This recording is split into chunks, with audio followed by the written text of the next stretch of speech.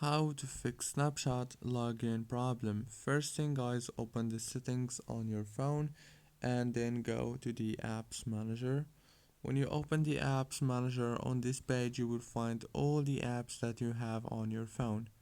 So all what you want to do here is scroll until you find Snapchat and click on it.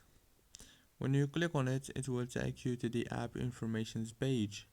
Now all what you want to do here is click on force stop and then go to the notifications management, disable all the notifications, enable them back, go back, click on the permissions, make sure to enable all the permissions right here, go back again, click on data usage, make sure that all these options are enabled, and then go back, click on the storage or the internet storage, click on clear data, and then go back, click on this power usage details, and now right here make sure that power consumption alert is enabled.